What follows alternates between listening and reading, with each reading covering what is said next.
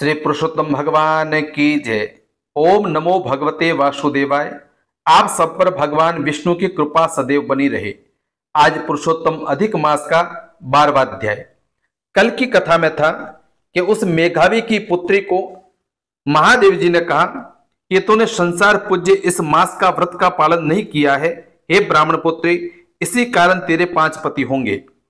इस प्रकार कहते हुए भगवान शिव अंतर्ध्यान हो गए और वह कन्या झुंड से वीरे बिछड़ी वीरणी के समान चकित हो गई।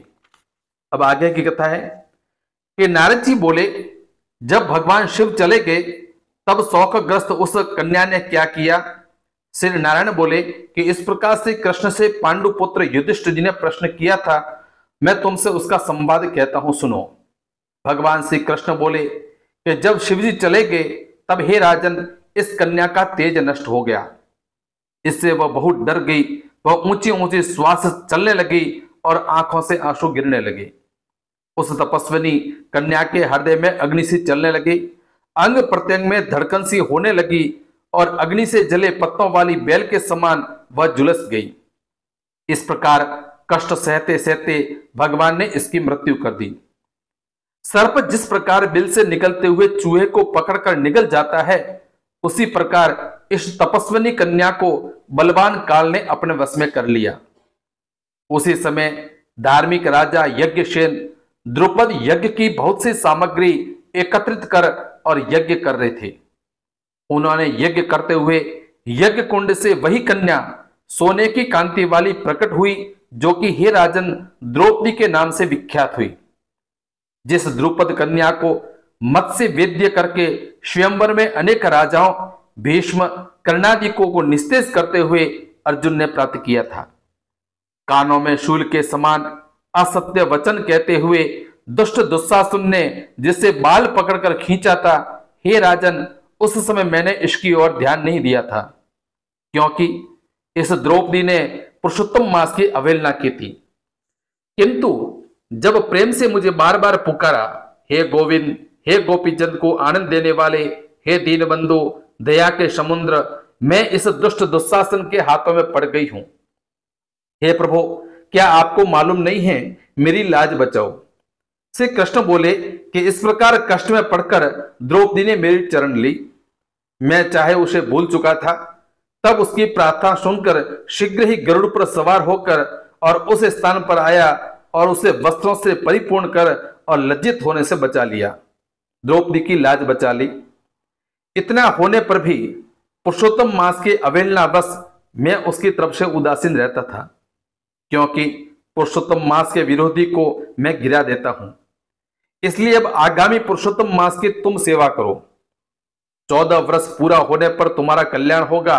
हे पांडुपुत्र, इस द्रौपदी के बाल जिन्होंने खींचे हैं या देखे हैं, मैं उन दुष्टों की स्त्रियों को केसहीन करूंगा।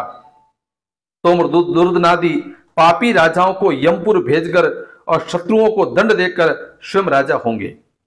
जो मेरे प्यारे भक्तों को दुख देते हैं वह नित्य ही मुझे दुख देते हैं। कृष्ण भगवान कहते हैं कि मैं उस दुष्ट की ओर देखता भी नहीं हूं, उसे यमराज दंड देते हैं। श्री नारायण बोले कि श्री भगवान कृष्ण ने इसी प्रकार द्रौपदी एवं पांडवों को समझाया और द्वारका जाने की इच्छा से कहने लगे, हे राजन, द्वारकावासी मेरे विरह में व्याकुल हो रहे हैं। मैं आज ही द्वारका जा रहा हूं। श्री नारायण जी बोले कि इस प्रकार कहकर चलने से अद्भुत देखकर और गदगद हो पांडव बोले कि हे जनार्दन, हे कृष्ण, आप हमारे जीवन दाता हैं, आप हमारी रक्षा करें। हे जगतपते, हमें कहीं भुला न देना, हमारे चित्रूपी भ्रमरों को अपने चरण कमल में स्थान दो। वही हमारा जीवन है, आप ही हमारे आश्रय हैं। और पांडु पुत्रों के समान भगवान श्री कृष्ण प्रेम से भरे हुए रथ में धीरे धीरे बैठ गए। पांडव कुछ दूर उनके पीछे चलते रहे, जिन्हें कृष्ण ने कुछ दूर जाने पर वापस लौटा दिया और आप खुद द्वारका चले गए। श्री नारायण जी बोले, श्री कृष्ण के द्वारका चले जाने पर राजा युधिष्ठिर तपस्या करते हुए तीर्थों में विचरने लगे।